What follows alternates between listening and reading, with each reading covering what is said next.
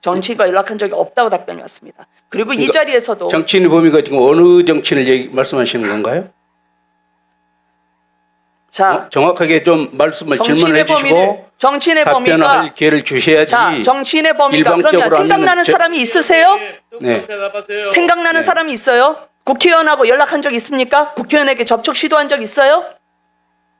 답하십시오. 저는 기억이 전혀 없습니다. 그래서 기억이 없어요? 아니면 한 적이 없습니까? 저는 정치인한테 연락하는 기회가 없습니다. 또 위증했어요. 자, 자꾸 주인이 이렇게 위증하시니까 6월 20일이 인쇄가 됐습니다. 이 현역 국회의원에게 왜 서한을 써서 보내셨어요? 이 현역 국회의원이 증인을 탄핵해야 한다고 하니까 급하셨습니까? 김영배 의원님 질의하여 주시기 바랍니다. 네, 서울 성북갑의 김영배입니다. 우리 허철은 사무총장님, 예.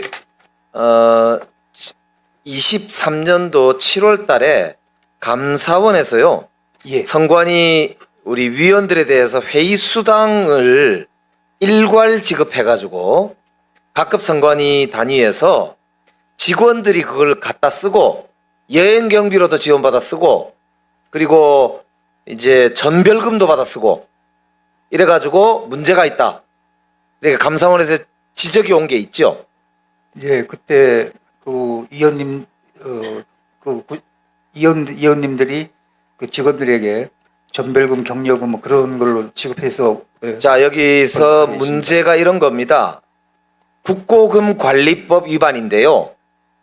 국고금 관리법에 의하면 이런 지급 사무를 수탁하여 처리하는 자는 계좌로 이체하여 지급해야 한다라고 돼 있는데 예.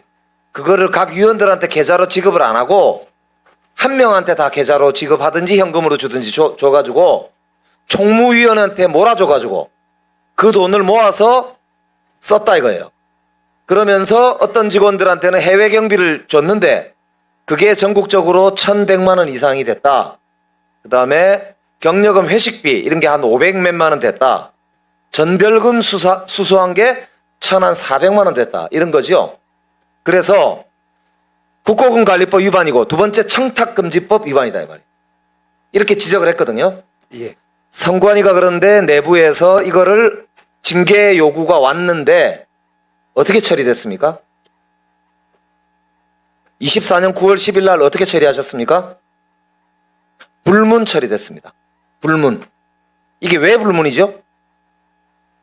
그 징계위원회에서 그 논의해서 아마 결정을 한 걸로 알고 있고요. 사무총장님은 거기에 대해서 전혀 논의하는데 그러면은 상관이 없으신가요? 예, 그건 고등징계위원회에서 예. 그럼 사무총장님은 올릴 때 이거를 어떻게 올리셨어요? 그 당시 이제 감사관실은 사무대에서 완전히 독립된 독립돼서 조직이고, 예, 예. 징계를 하자고 했는데 징계가 불문 처리됐네요. 그러고 나서 그 감사원 통보 대상이 총 127명이라고 하는데요. 그중에 지금까지 승진한 게 43명이래요. 43명이 징계하라고 보냈던 사람인데 법 위반을 했다는데 승진을 했어요. 이게 있을 수 있는 일입니까? 이러니까 감사원이 자정 능력이 전혀 없다고 지금 국민들이 질타하는 거 아니겠습니까? 지금 사무총장 대행님 어떻게 생각하세요? 이게 일반 기관 같으면 이게 있을 수 있는 일입니까 이게?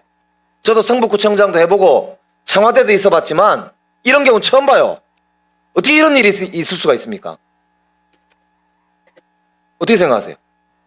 일단 그 부분은 고등징계위원회에서 징계 수준을 결정했고요.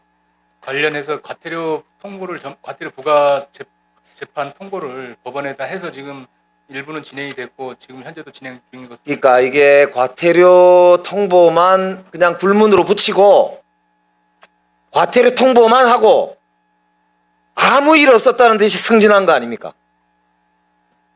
이러니까 문제가 더 커지는 거예요. 점점 마늘도둑이 소도둑 되는 거 아닙니까? 일벌백계라는 말이 그래서 있는 거예요. 공직기강이 뭡니까? 선관위 독립기구이면서 공직 맡고 있는 공직자들 아닙니까? 부끄럽지 않으세요?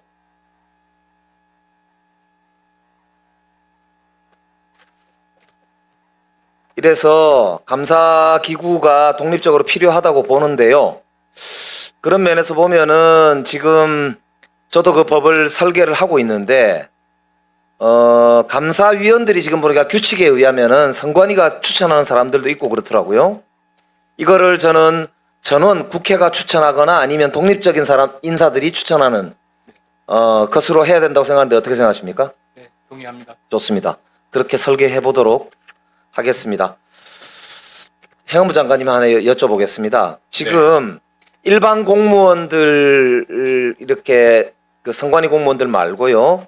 이번에 투개표에 동원됐던 사람이 41만 8천 명인데 네네. 그 중에 공무원이 22만 7천 명으로서 54%거든요.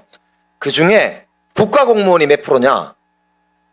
2.9%. 그러니까 54.3%의 공무원 중에서는 이게 어떻게 되냐면 5.4%예요. 즉 95%가 지방 공무원. 네네. 이분들이 받는 지금 보니까 수당이요. 관리관은 수당이 9만 원, 사례금 10만 원에서 19만 원인데요. 사무원은 얼마냐면 수당이 9만 원이고 사례금 4만 원에서 13만 원이에요. 근데 학교 종사원이 하루 근무 시간이 14시간입니다. 최저임금이 제가 봤을 때 1,310원이거든요. 네네. 곱하기 14를 하면요 14만 4천 원이 없습니다. 이게 지금 13만 원인데요. 최저임금도 못 받아요. 공무원을 14시간 하루 일하게 해놓고 최저임금도 안 주지는 말아요. 당신들 공직자니까 월급 받잖아. 그러니까 국가를 위해서 그냥 의무적으로 봉사하는 게 좋지 않겠습니까? 이렇게 아예 공무원들하고 이야기를 하는 게 낫지. 최저임금도 안 주면서 이게 지금 있다는 게 제가 볼 때는 일단 현재 우리 행안부에서 이런 사례금 관리와 관련된 기준을 저는 신경 쓰지 않고 이런 증거라고 생각합니다. 수당에 대한 결정은 선거관리위원회 시행 규칙으로 정하고 있습니다. 그래서 저희 행안부가 이 지방 공무원들의 의견을 수렴해서 전달을 할 수 있지만 저희가 금액을 결정할 권한은 없습니다. 네. 그 부분은 저희들도 저도 여러 번 얘기를 들었습니다. 그래서 저희들이 예산을 올려도 결정은 이제 예산주무부처하고 또 관계 국회에서 그 예산을 승인을 해줘야 된다고 들었습니다. 그래서 그 부분은 이제 전반적인 지금은 뭐 연체가 없어서 그런 얘기 말씀드릴 계제도 아니고요. 만약에 전체적으로 법 정비가 된다면은 그분도 현실화 해주면은 현지 일선에서 일하는 분들의 사기 진작에 큰 도움이 될 거라고 저는 생각합니다. 수고하셨습니다. 우리 김은혜 의원님 질의하여 주시기 바랍니다.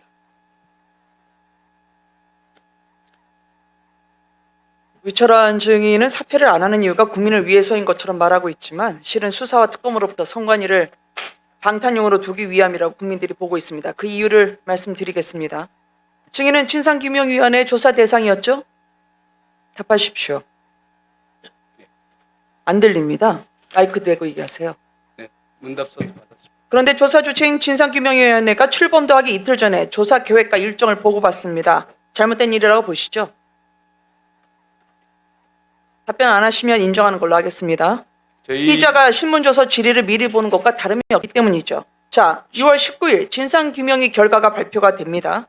근데 1시간 반 전에 결과 보고서 파일이 증인의 비서실에서 인쇄가 됐어요. 그 보고서 받아보셨습니까? 보셨어요? 그 그럼 보고서? 발표 후에 그건 봤고요. 보고서를 봤어요? 발표 후에 발표 후에 봤다고? 기자 네. 브리핑한 다음에 기자 브리핑한 다음에. 예. 자, 그러면 그 보고서 받게 한 거 그럼 비서한테 시키신 겁니까? 전혀 시키질 않았습니다. 그럼 시키지도 않은 일을 했는데 공정하지 않은 이 조사를 오염시킨 비서 문책하셨어요? 그거는 제가 안 하셨죠? 제가 위원님께서 말씀하시길래 좀 알아봤더니 그러면 요거까지 묶어서 답변을 해 주십시오. 예, 지금 그러면 증인은 보고서를 받은 바가 있습니까? 저는 받아본 적이 직접 받은 바는 없어요? 없습니다. 메일로 발표 직전에 발표 직전 몇 시에 받았습니까? 메일로 온 게 지금 확인해 보니까 자, 제가 말씀드릴게요. 7시 50분에 이미 네. 발표를 하기 2시간 반 전에 진상규명위의 실무단장이 결과보고서를 증인에게 전송했습니다. 단장에게 보내라고 시키셨어요? 그런 사실이 없습니다. 그리고 증인이 뭘 한 줄 압니까? 진상규명위원장과 진상규명위원들에게 편지를 쓰기 시작합니다. 인쇄수령 축소, 나는 보고를 안 받았다. 지난 1차에선 저한테 명확하게 보고받았다고 큰 소리로 말씀하셨죠. 그런데 보도가 왜곡이 되고 있다. 분명하게 설명하라. 핵심 조사 대상자가 진상규명위원들에게 하나하나 꼼꼼하게 요구를 하고 있습니다. 인쇄된 시각 9시 15분입니다. 그리고 1시간 뒤에 10시 30분에 이 내용이 진상규명위 요약 브리핑 자리에 정확하게 반영이 됩니다. 이런 짬짬이 발표가 어디 있습니까? 공정해야 할 진상규명 조사를 증인이 다 위철한 발주 하청 조사로 만드신 거예요. 성관이 진상규명위원장이 조현옥이 아니라 위철한이었던 거죠. 저희 의원실의 조사로 결과보고서가 사전 유출된 게 알려지니까 어제 성관이가 황당한 해명 자료를 했습니다. 그게 뭐냐면 진상규명위원회로부터 증인이 사전 보고를 받은 게 아니라 사전 통보를 받은 거다. 증인이 사후에 보완 요구하지 않았다. 결과 발표 개입한 사실이 없다. 증인이 불러준 문구입니까 이거 다? 이게 지금 성관이가 말장난할 때예요? 전 지금까지 지적한 내용만으로 위철한 증인은 위증, 말씀드릴까요? 직권남용 아직 아닙니다. 제가 답변 허위공문서 드리겠습니다. 기다리세요. 사실대로 위증, 답변- 직권남용, 허위공문서 작성 행사 그 자체로 현행범 수준입니다. 사실과 다른 마지- 부분을 제가 나중- 답변할 기회를 주시겠습니까? 나중에 드릴게요. 마지막으로 하나 더 일방적으로 묻겠습니다. 매도하지 마시고 나중에 답변하세요. 답변할 기회를 주시기 지난 바랍니다. 서면과 대면 질의에서 증인이 지난 지방선거 이후에 정치인과 연락한 적이 없다고 진술하셨죠. 그렇죠? 그런데 맞지 않습니까? 저희 서면에도 정치인과 연락한 적이 없다고 진술이 왔습니다. 그렇게 저한테 답변하셨잖아요. 정치인하고 연락한 적 없다고. 지금 며칠 안 됐습니다. 언제 정치인하고 연락했다는 겁니까? 지방선거 이후에 정치인과 연락한 적이 있냐 물었을 때 정치인과 연락한 적이 없다고 답변이 왔습니다. 그리고 이 그러니까 자리에서도 정치인의 범위가 지금 어느 정치인을 말씀하시는 건가요? 자, 정확하게 좀 말씀을 정치인의 질문해 주시고 범위를 정치인의 범위가 답변할 기회를 주셔야지. 자, 정치인의 범위가 그러면 일방적으로 생각나는 하면은 사람이 있으세요? 네.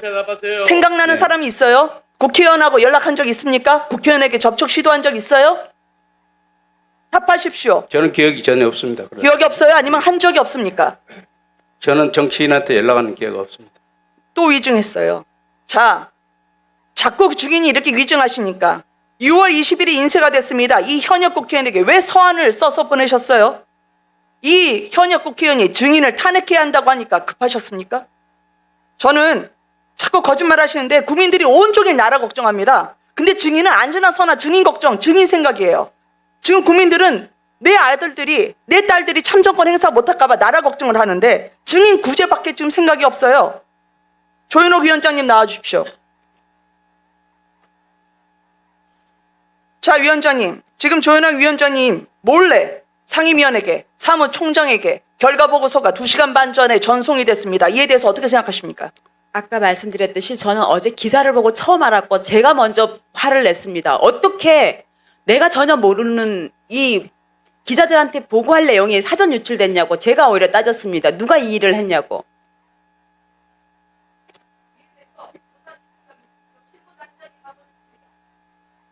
실무단장에 보냈다면 그거 역시 저한테 아무 의논이나 사전 보고도 없이 보낸 거에 대해서 책임을 져야 된다고 생각합니다.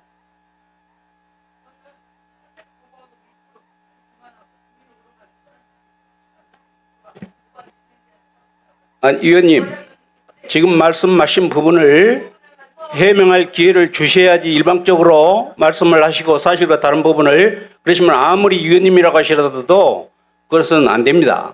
분명히 제가 얘기할 기회를, 해명할 기회를 주셔야 조사가 되는 것이죠. 일방적으로 말씀을 하시고 단정을 그렇게 하셔도 되는 겁니까? 자, 말씀드릴게요. 우리 여러 의원님들도 계시고 국민들이 다 보고 있는 문제입니다. 이 문제는 아니 잘못한 것은 제가 아니 제가 그 규명을 하겠습니다. 왜 김은혜 답변할 기회를 의원 안 질의 주시는 겁니까? 끝나면 답변하시면 됩니다. 네, 예. 네. 답변하겠습니다.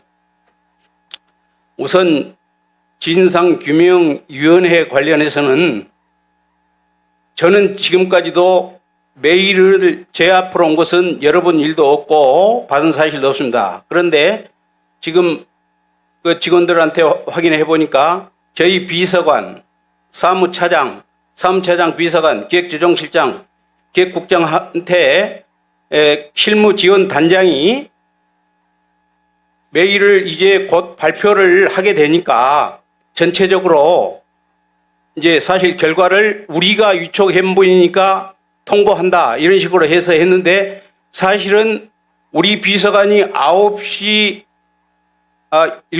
50분경에 파일록을 보낸 것을 나중에 인출했는데 제가 받아본 것은 10시 30분 진상규명의 결과 발표 그 이후에 저는 봤습니다. 비서관이 가져온 것을. 그리고 제가 아까 사전에 뭐 내통을 했다는데 그것은 사실이 아니고요. 사실은 새벽에 위원장님은 보고를 안 받았다. 저는 받았다. 이렇게 되니까 그 부분에 관해서 매일 언론 브리핑을 하셨어요. 진상위원회에서. 저희하고 상의돼서 사실 결과로 확인도 안 된 상태에서. 그러니까 마치 저는 보고를 받고 위원장님은 보고를 안 받은 것처럼 되니까 그 부분에 관해서는 나중에 위원장님이 수정 의견을 내셨거든요. 그러니까 그 수정 의견으로 위원장님하고 저가 같은 회의석상에서 전체 위원회에서 회의를 했기 때문에 그때 보고사항으로 보고받은 것이다. 이렇게 정리를. 그런데 그것을 위원회에서는 내부 규명 진상을 알 수가 없는 거죠. 그렇기 때문에 제가 새벽에 일어나서 이건 너무 언론을 이제 다 된 다음에 우리 존경하는 김문희 의원님께서 그걸 발표해 줬으면 좋겠는데 그 즉각 언론 포레이 해버리니까 저는 마치 보고를 받고도 위원장님한테 보고 안 받은 이상한 그런 오보가 나온 겁니다. 그래서 그것은 진상위원회에서 그것을 반드시 알고 계셔야 된다 해서 새벽에 일어나가지고 제가 사실은 카톡으로 그걸 정리를 해서 출근도 하기도 전에 저희 비서관한테 그것은 타이핑을 해서 진상위원이 6분인데 그건 알고 계셔야 된다. 언론 브리핑 할 때 이제 이미 그 내부 문건은 다 확정이 됐으니까 그건 어떻게 할 수 없지만 그건 추가 브리핑이라도 그것은 말씀을 해 주셔야지 국민들한테 사실과 다른 그 부분이 보도가 돼서는 안 되겠다. 그래서 그 부분이 2차 의견서가 공식으로 접수된 것이지 제가 어떤 내부 진상위원회에다가 간섭을 하거나 뭐 미리 결과를 알고자 하거나 이런 것은 전혀 없었습니다. 그러니까 그 부분은 위원님께서 충분하니 외부에서는 그렇게 볼 수도 있을지 모르겠지만 진실이 이게 아니다는 점을 분명하게 말씀드립니다. 그리고 제가 그 내부 진상조사위원회를 왜 허위로 얘기를 할 필요도 없고 그런 사실이 전혀 없습니다. 제가 양심을 걸고 그런 사실인데 단정적으로 위원님께서 그걸 위증이다가 미리 어제 또 신문에 나가고 그러니까 저는 사실과 다른데 억울하지 않습니까? 잘못한 것은 질책을